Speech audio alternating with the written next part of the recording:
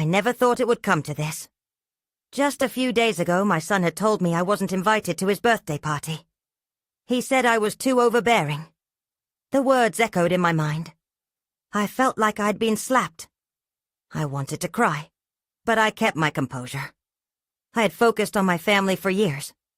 Now, I didn't know how to face him.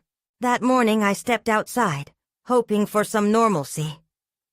As I scanned my pastel-colored porch, I noticed something odd. A beautifully wrapped gift sat right on my doorstep. I didn't recognize it at first. There was no address, no note. Just a plain box wrapped in shiny paper. My heart raced, a mixture of excitement and dread. Curiosity tugged at me. I picked it up and felt the delicate paper beneath my fingertips. I hesitated, then began to unwrap it. Inside lay an antique music box. The design looked familiar. It reminded me of one my mother had when I was a girl. The moment I opened it, a haunting melody floated into the air. It sent a chill down my spine. I sat on the porch, letting the melody wash over me. Memories flooded back. My son laughing, running around in the yard, so small and full of joy. It felt bittersweet, but I wanted to hold on to the happiness. I wound the box again. Each turn pulled me deeper into nostalgia. It felt like I was reliving our best days. But with those sweet memories came shadows. I thought I saw flashes of misunderstood moments. Arguments, tears, and moments where I thought I was failing as a mother. Conflicted feelings twisted inside me. I gripped the box tighter, unsure if I was losing my mind. Suddenly, I felt like I was drifting away. I stood up, heart racing, and turned to look around. I swore I saw my son playing in the yard, carefree. But with each flicker, I witnessed fragments of disappointment. The way he had looked at me the last time we spoke. I wanted so badly to reach out, to mend things. Then I froze. My fingers slipped from the box, and the music cut off abruptly. A heavy silence fell around me. I felt lost, trapped between joy and sorrow. What was happening? I wasn't just looking back on memories. I was stirring something within me and between us. A whisper broke through the quiet. "Why are you here?" I spun around, heart pounding, but there was no one there. Just me and the empty street. I felt a knot tighten in my stomach. Was this box revealing my worst fears? I glanced back at the music box. The air felt charged, as if I had opened a door best left closed. I didn't know how to fix this. Would I reach my son, or would this pull us further apart? I stood there, paralyzed, waiting for the answer to unfold. I couldn't stay on the porch any longer. The music box sat there, silent and still. I felt a strange urgency building inside me. Maybe the gift was a sign, something I needed to understand. I picked it up again, holding it close as I went inside. Once in the living room, I set the box down on the coffee table. I sat across from it, as if it held all the answers. I tried to take deep breaths, but my mind raced. Why was it here? What did it mean? The melody still danced in my mind, but instead of comfort, it felt like a challenge. I had to confront my son. I had to find a way to reach him before it was too late. I thought about how he had turned away, how I hadn't listened. If there was a chance to fix things, I had to take it. With new determination, I decided to call him.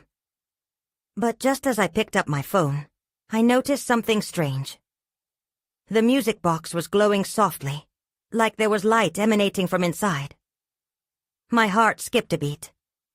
I hesitated, but curiosity drew me in. I leaned closer to the box. That's when I saw it. A small drawer at the base, partially open. I hadn't noticed it before. My hands trembled as I reached for the drawer. I slid it open, and a folded piece of paper lay inside. I pulled it out, heart racing. Could this letter be part of the message?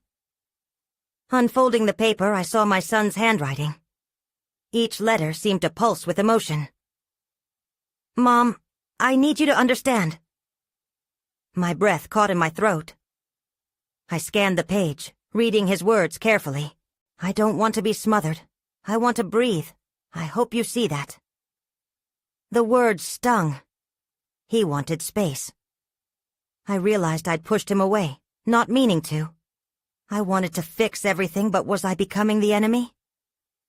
As I processed his feelings, I felt a sharp chill in the air.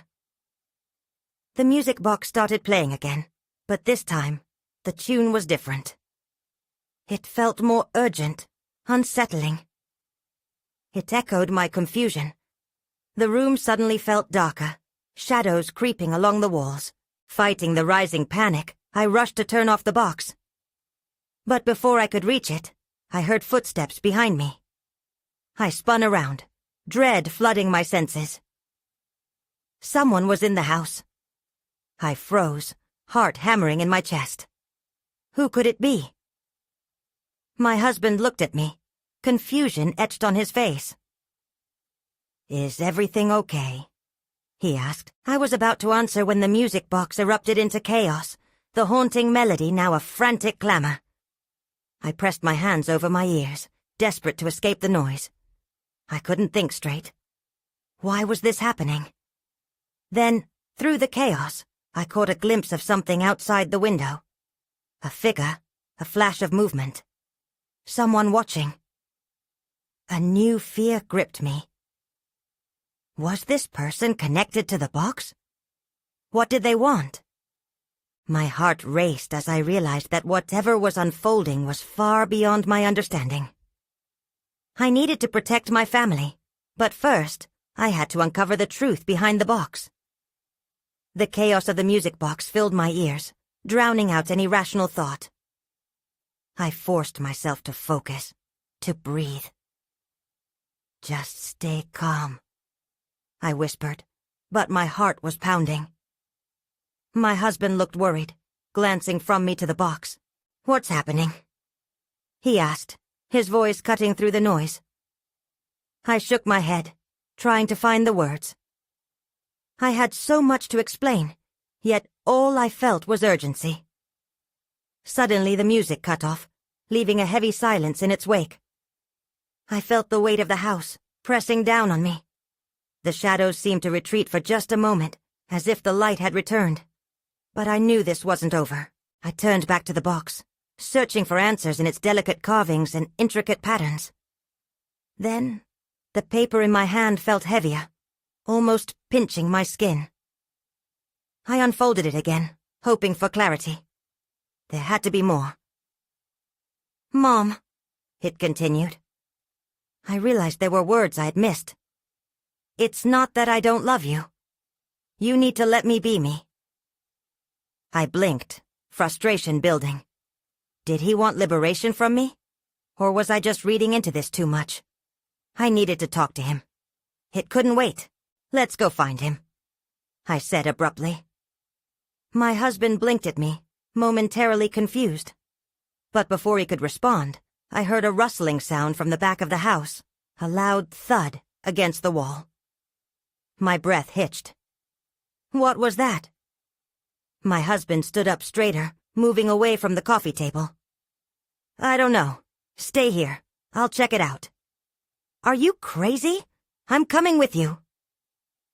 He grabbed my arm, concern etched on his face. Together we moved toward the sound. My pulse throbbed in my ears, each step feeling heavier than the last. What was going on? As we reached the hallway, the air went even colder. I felt as if someone was watching us. The hallway light flickered, and shadows danced along the walls. I clutched my husband's hand tightly, fighting the urge to turn back. Then I noticed it. A glimmering object on the floor, near the door. It looked like a photo frame, but its glass was cracked. I knelt to pick it up, my heart racing. Inside was a picture of my son, but this time he wasn't alone. Another figure loomed beside him, A girl I didn't recognize, smiling brightly. I glanced at my husband, confusion swirling in my chest. Who was she? The moment was interrupted by a loud crash from the living room. I jumped up, my hands shaking. What was that? I gasped. I don't know. We need to go back. As we turned, the darkness seemed to deepen, swallowing the light around us. I could feel something closing in, something sinister. Whatever was happening was forcing me to confront not just my son's feelings, but the growing insecurities of my family. Wait, I said suddenly. We can't just run away. We need to see what's happening. He nodded, but I could see the fear in his eyes. I took a deep breath, ready to face whatever awaited us. I needed to uncover the truth behind the box, and the girl in the picture. But as we hesitated, the door creaked open all on its own. I felt a rush of cold air, a whisper of something beyond the threshold. The figure I'd seen outside the window must be connected. Something was about to change. I took a step forward, my heart racing with fear and determination. We needed to find out who they were. And we needed to do it now. The door swung open wider, revealing a darkness that seemed to pulse. For a moment I stood frozen, caught between dread and an overwhelming need to know what lay beyond. I turned to my husband, who was now staring at the door, his brow furrowed with concern. "Are you sure about this?" he whispered, his voice barely above a breath. "No," I admitted. "But we have to know." We stepped forward, the floorboards creaking beneath our weight. The cold air hit us like a wave. I felt chills run down my spine as the door creaked again, almost beckoning us inside. I glanced back at the picture still clutched in my hands, the smiling girl now feeling like a ghost in the back of my mind. The living room lay before us, dark and unsettling. The air was thick with tension, thick enough that I almost felt like I could touch it. My husband clenched my hand, squeezing it tightly, and with that, I pushed through the door. The crash I'd heard moments before echoed in my mind. I glanced around, trying to pinpoint the source. "Where is the noise coming from?" I muttered, my throat dry. Every shadow felt alive, shifting in ways that twisted my stomach. And then I saw it. A chair toppled over, the remnants of torn wrapping paper scattered across the floor. My heart sank as I realized what had happened. It was the same wrapping paper from the gift I'd bought for my son. But how could this be? "That wasn't there before," I said, shaking my head. My husband stepped closer, his face pale as he took in the chaos. "Maybe he's here," he suggested, though hesitance seeped into his voice. I nodded, scanning the corners of the room, longing to see my son's familiar face. That's when I saw it. The music box, lying open on the coffee table, surrounded by the remains of the destroyed gift. The ornate carvings caught the dim light, glinting eerily. I rushed toward it, unable to help myself. The page I'd been holding fluttered in my grip, the words feeling heavier than before. "Mom, you need to let me be me." I whispered the words, feeling their weight settle uncomfortably on my chest. "Who is she?" A sudden noise from the kitchen made us jump. My husband and I exchanged worried glances. It sounded like footsteps, shuffling as if someone was slowly moving toward us. "Stay close," he said, pulling me behind him. The shadows stretched unnaturally in the dim light, and my pulse quickened. But when the footsteps stopped, an eerie silence filled the space. I felt my heartbeat in my ears, drowning out any rational thought. I wanted to call out for my son, but fear held me back. Then the kitchen door swung open, revealing a woman cloaked in darkness. She stepped forward, and I squinted against the dim light trying to get a better look. My breath caught. Her face was familiar. It was the girl from the picture. Who are you? I managed to choke out, though dread filled my assumption. With a slight smile, she took another step forward. I'm here to help you understand. What did she mean? I felt dizzy, the room swaying around me. If she was here, my son must be too. I had to remain calm, had to uncover the truth. But as the shadows deepened, I couldn't shake the feeling that understanding would come at a price. In that moment, everything felt as though it was about to change. Forever. The girl took another step closer, her smile unnervingly calm. You don't remember me, do you? She said, tilting her head slightly. My stomach twisted. No, I said, my voice wavering. I don't even know who you are. She glanced at the music box, a flicker of recognition crossing her face. But you will. Her voice was soft, almost gentle, but her words sent a chill through me. As I opened my mouth to respond, a loud crash interrupted us. It came from the other room, a sound so jarring I blinked, momentarily losing my connection to reality. What was that? I asked, heart racing. Your son is trying to reach you, the girl said, her eyes narrowing slightly. He doesn't understand yet. What do you know about him? I pressed, desperate to find a thread of truth in this chaotic moment. The girl stepped aside, motioning toward the kitchen door. Follow me. It's safer here. I exchanged glances with my husband, who looked equally bewildered. But before I could argue, the girl turned and walked into the shadowy kitchen. Wait, I called out, moving to follow her. My husband grabbed my arm, holding me back. Are you sure about this? His voice was tight, anxiety etched across his features. I hesitated. Where else can we go? We need answers. Okay, he agreed reluctantly, releasing me. Together we stepped into the kitchen, the shadows clinging to us like a weight. The girl stood by the kitchen counter, where a small light flickered, illuminating a figure slumped against the wall. It was a child, and my heart sank as I realized who it was. My son was curled into himself, clutching a teddy bear. Relief and terror crashed over me at once. Ethan! I shouted, rushing toward him. But when I reached the boy, he looked up with vacant eyes, as if he could barely see me. Mom? He whispered, casting a gaze toward the girl. You shouldn't have come. What do you mean? My voice broke. I've been looking for you. We thought something happened to you. Then the girl stepped forward, her expression turning serious. He's here, but he's lost in a way you can't understand.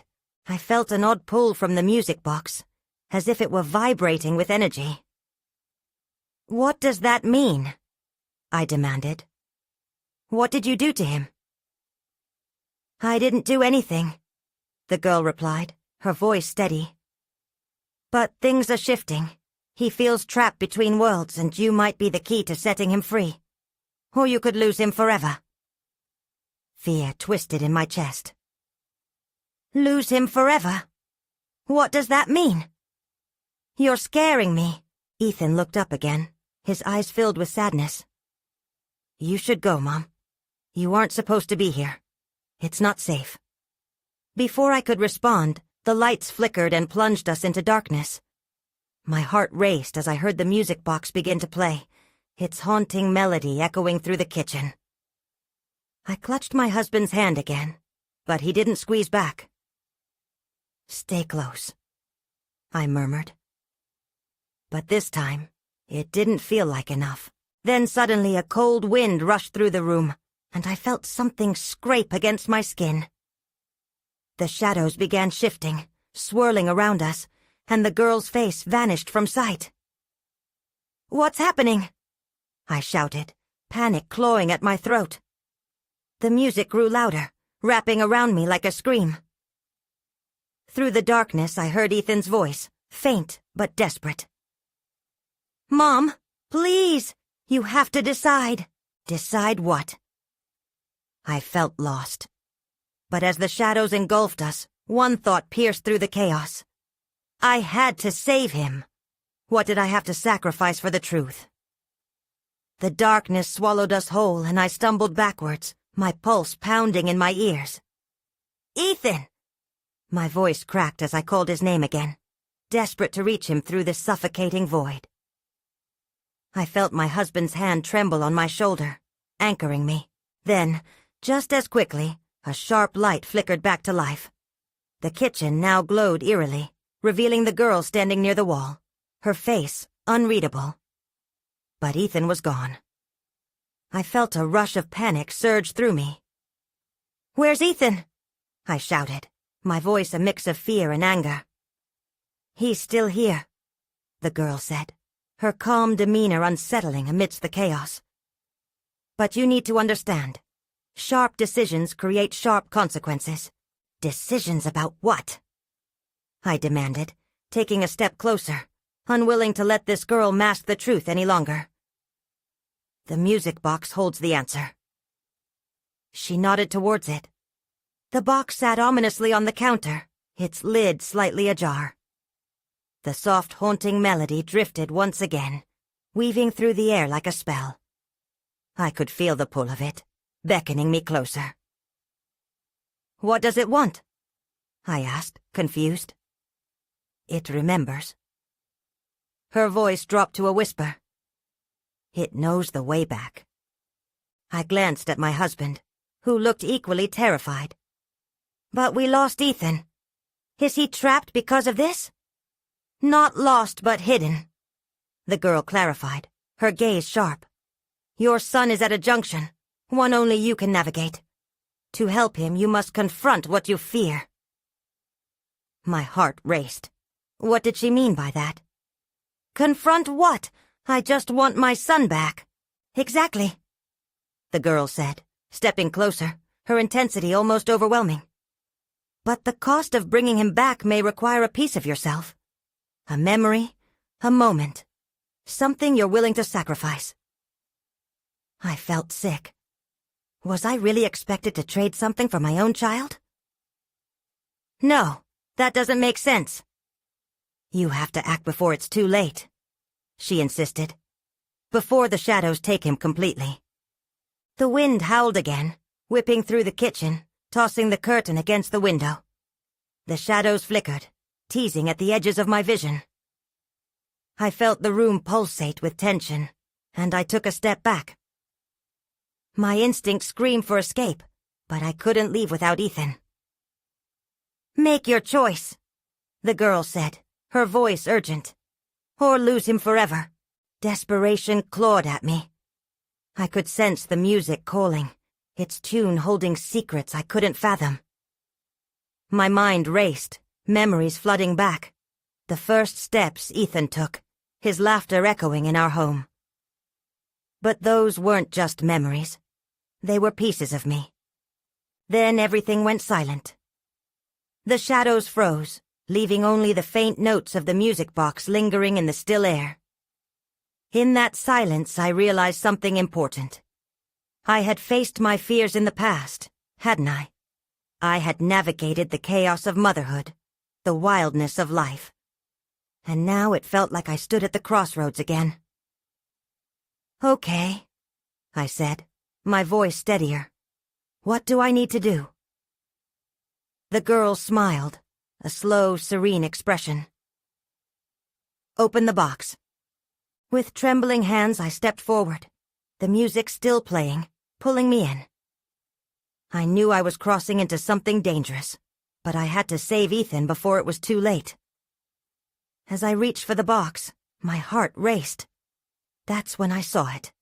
A shimmering light swirling inside, blindingly bright, promising both danger and hope. I took a deep breath, feeling the air crackle with tension. The music box seemed to pulse with life, its melody wrapping around me like a warm blanket. But I knew better. Warmth was deceptive, especially now. My fingers brushed the cool surface of the box. It felt heavier than it should have. I hesitated, the questions swirling in my mind. What would this mean? What would I be giving up? Still, I couldn't let fear dictate my actions any longer. Ethan needed me. As I opened the lid, a blinding light erupted from within. I squinted, shielding my eyes. The world around me flickered, colors blurred and twisted. Suddenly, I was no longer in my kitchen. I blinked, adjusting to the chaos surrounding me. The air was thick and heavy, filled with whispers that danced just out of reach.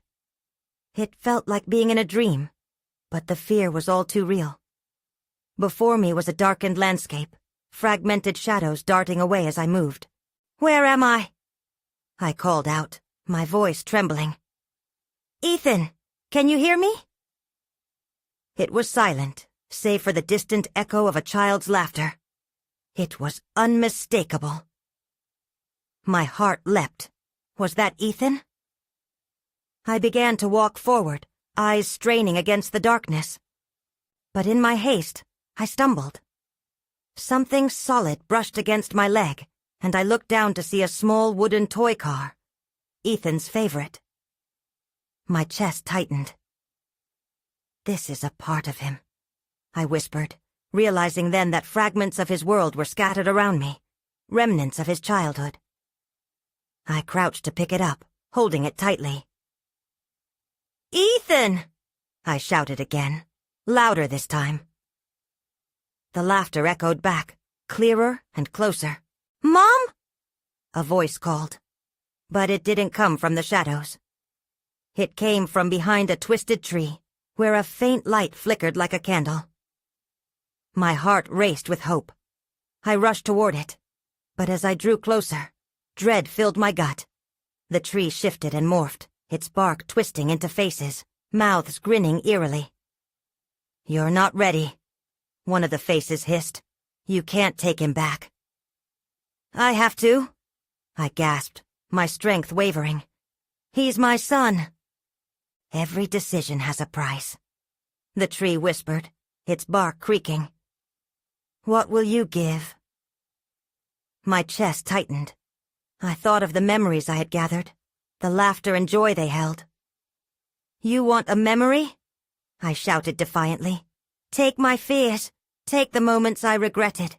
Just give me Ethan back." The tree hesitated as if considering my words. The shadows shifted, their grip tightening around me. I felt my breath quicken. I wasn't sure how much longer I could endure this.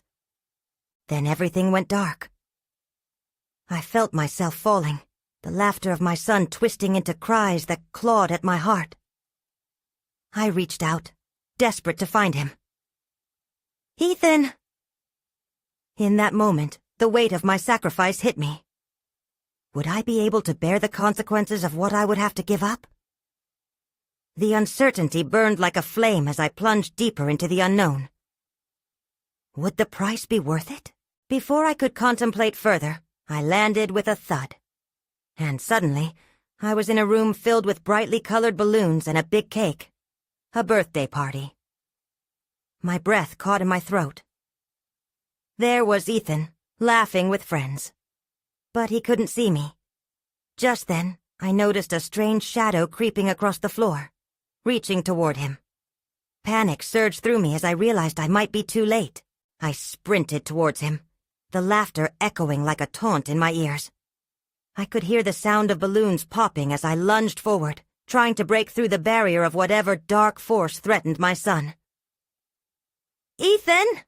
I shouted, desperation clawing at my throat. He was still so unaware. His face lit up with joy as he reached for a piece of cake, completely at ease. My heart raced as the shadow writhed closer, its edges coiling like smoke. In that moment, a wave of fear washed over me. A fear that if I couldn't reach him, I might lose him forever. I stumbled, my mind racing. What do I do? How do I save him? I looked around for anything I could use, any weapon against this sinister presence. That's when I spotted the toy car I'd picked up before, the one Ethan had left behind in the dark world.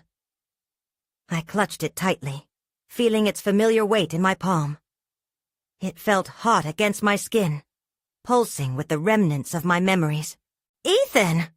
I called again, my voice wavering. "You have to listen to me." But the words fell flat, swallowed by the vibrant chaos of the party. In a moment of inspiration driven by instinct, I took a step forward and shouted, "This is yours! You have to fight it!" I tossed the car at him. It flew through the air, spinning, glowing with a warm, inviting light. Everyone else faded away as Ethan turned, his eyes widening. The moment the car touched his hands, something shifted. The laughter stopped, and the shadow hesitated, recoiling as if burnt by the light surrounding the toy. "What is this?" Ethan exclaimed, holding it up as if it were the most precious thing in the world. The shadow began to pulse with rage, a swirling mass of darkness determined to reclaim its prize. "No!" I screamed. The energy around me crackled, and I felt the ground shake. The balloon decorations trembled as the party atmosphere shifted to one of unease.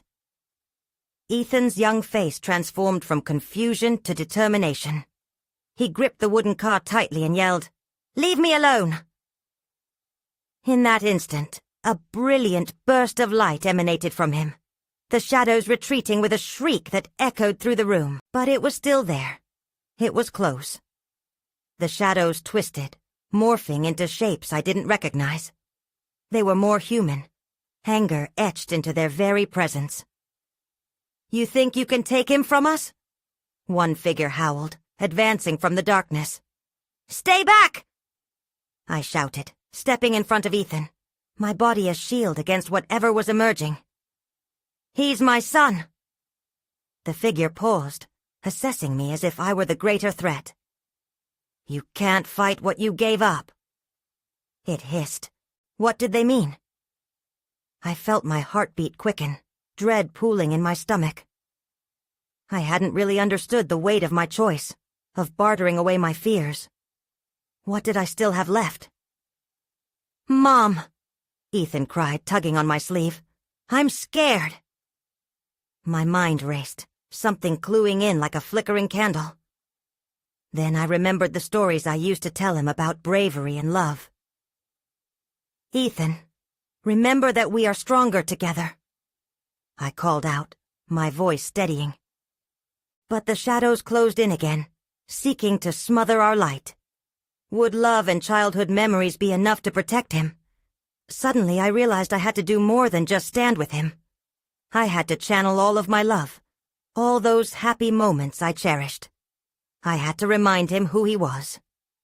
Just as I prepared to speak, a chill swept through the air, and I felt the shadows converge. The room spun, and time seemed to strangle our reality, thickening the air around us.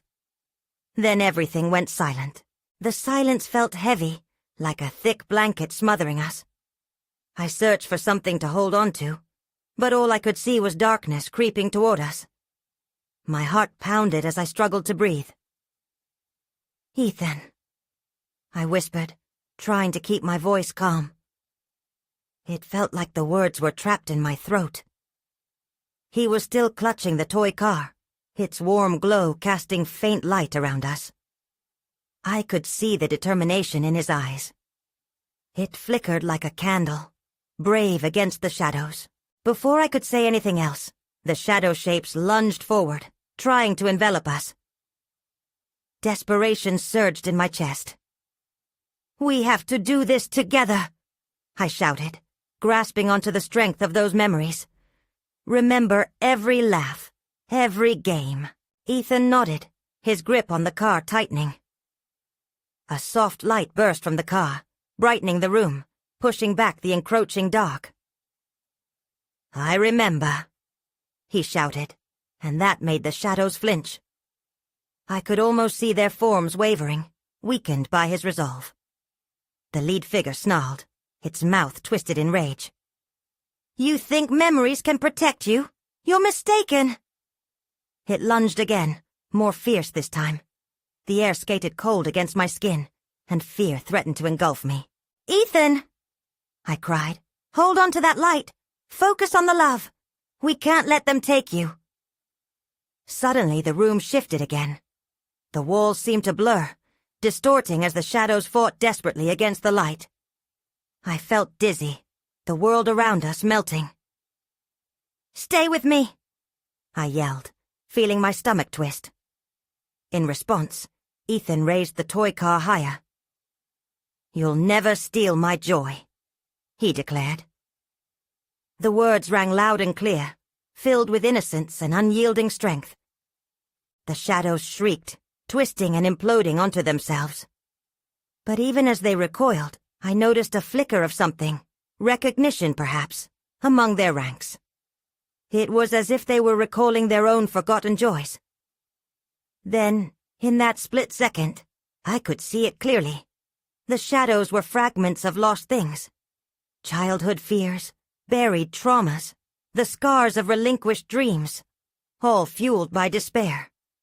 I gasped at the realization. "It's not just you, Ethan," I murmured, piecing it together. "They don't just want you. They want everything we've let go of." The figure stepped closer again, its eyes burning with hunger. "You cannot protect him. He belongs with us, with those who know pain." It hissed. Ethan trembled beside me, but I felt a swell of courage rising. "No!" I shouted, channeling everything into my voice. "He belongs to us, to joy, to love." As if responding to our words, the light from the toy car intensified, bursting like a star. It enveloped us, spreading warmth and comfort. In that moment I felt the shadows weaken, their anger fizzling like a bad dream fading at dawn. But just when it seemed we had gained an upper hand, I caught a glimpse of something terrifying. Another figure lurking in the corner, hidden, but menacing. My breath caught. Whatever this new presence was, it was biding its time. "Ethan," I said, keeping my eyes locked on that corner. "Stay close to me. We're not finished yet." The air crackled again with uncertainty. I suspected that the fight was just beginning. Ethan's grip tightened on the toy car, his face pale but resolute. "What's in that corner?" he whispered. I could feel the unease radiating off him. "I don't know," I replied cautiously, my voice steady even as anxiety churned in my gut. "But we need to face it, together." The figure in the shadows began to materialize, its features obscured by darkness. It exuded a chilling presence, something profoundly unsettling, not merely a trick of the light or a figment of our imagination. The air around us thickened, and the shadows danced like fire against the walls of our confined space. "Ethan, remember our happy times," I urged, my eyes locked on the encroaching shadow. "Think of the laughter, the joy. That's stronger than this darkness." He nodded, a flicker of determination igniting within him. "I can feel it, Mom. It's like we're connected." The menacing figure stepped closer, making no sound but filling the air with an icy dread. "You can't escape," it uttered, its voice low and haunting. "Pain lingers, and it demands to be felt." "Go away!" Ethan shouted, wobbling but holding his ground. The car glowed brightly in his hand, casting beams of light. I could see shadows retreating as he focused, their forms twisting in discomfort. But as the other figure neared, I felt the presence from the shadows shift again, almost as if it were responding to Ethan's courage. "You are misplaced," it whispered, a sickly sweetness to its tone. "Release him. You know nothing of what you bargained for. Memories can become prisons too." "Stop!" I interjected, stepping protectively in front of Ethan. "You only want to make him suffer to keep him lost. You can't have him." The shadowed figure recoiled, twisting in agitation. "You avoid the truth. Childhood is frail, easily shattered by the burdens of adulthood. You can't shield him from reality." In that moment, the music box began to hum again, its tone soft, yet insistent. The shadows shifted around the room in synchronization with the melody, causing my heart to race. Was it a distraction, or could it help us? The girl from before appeared behind the figure, her smile distant and ominous. "You are the choice," she called out, glancing between Ethan and the shadows. "Every heartbeat matters, and every moment is a shadow waiting to be claimed." "What do you mean?" I shouted in frustration, uncertainty gnawing at me. "What choice do we have? We want our light back." She moved closer, her face unreadable. "To keep him, you must acknowledge your pain. Honor your fears. Allow them to exist in your memories, but don't let them consume you." Ethan looked up at me, confusion written all over his face. "Mom, I don't understand." "I don't either," I admitted, holding his gaze tight. "But I think we can't just fight the darkness. We have to embrace it, face what we fear most." The shadows roared in agreement, pushing against us with ferocity. But I felt a different kind of strength growing within me.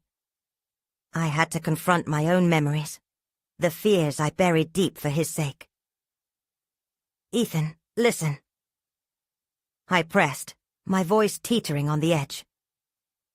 "We may feel pain. I felt it for us both, but it doesn't have to define us." He blinked, the understanding dawning in his eyes. "If we face it together, we can break free from it." As he spoke, the shadow figure recoiled, uncertainty blooming across its form. "You can't face what you don't understand," it hissed. "Watch us," I shouted defiantly. "We're breaking the chains." Ethan and I locked eyes, our hearts beating in synchrony, the melody of the music box intensifying. The darkness surged, yet the brightness of our resolve matched it, and I could almost feel the memories rising from deep within my soul. All those moments we've shared, the laughter, the love, the hard days, none of it disappears, I declared, voice swelling with emotion. We own our fears, our memories. The shadows strained against us, shrieking as if the truth were burning them alive. They tore at the air around us, desperate to reclaim what they believed was theirs. As the light from the toy car blazed, Ethan took a deep breath and shouted, "I won't be afraid. I love my mom. I love my life. I won't let you take that." The room erupted with light, the shadows crackling with fury, imploding in on themselves as Ethan fought with all his might. With one final pulse of energy, we joined hands, lifting the toy car high, our memories merging into a radiant sphere of warmth. The dark form shrieked, caught in the center of our strength, before beginning to dissolve. The light expanded, enveloping everything. I held Ethan tight, feeling every worry dissolve around us, replaced by the magic of possibility. Then, silence. We stood alone in an empty space, the remnants of shadows fading. The music box lay beside us, still humming faintly, but the world felt different now. "Did we do it?" Ethan asked, his voice a mix of wonder and caution. "I think so," I breathed, trembling from the weight of what we had just faced. "But it's hard to know for certain." I looked around, the landscape shifting before us. A soft light replaced the shadows, illuminating the remnants of joy and warmth. I felt lighter, as if burdens had slipped away. I could hear laughter in the distance, echoes from life beyond the shadows we had overcome. But as we stood in the afterglow, the questions lingered. What lay beneath the surface? Had we truly defeated our greatest fears? Or were they lurking in the corners, waiting to be reinvited? "Mom!" Ethan's voice broke through my thoughts. "Yes, sweetheart?" "Can we go home?" His uncertainty reminded me that though we had crossed these daunting paths, the journey wasn't quite over. I nodded, my heart softening. "Let's go home. Together." I led him back, But with each step I couldn't shake the knowledge that the shadows would echo in my mind. Remnants of fear that could never be fully erased. After all, that's just how life is. A dance between light and dark, a winding path we navigate, forever asking questions that rarely have clear answers. And in the bittersweet silence that followed, I knew that while we had faced our fears, the complexities of our stories, and the potential for darkness, would always remain, reminding us of the delicate balance between joy and sorrow.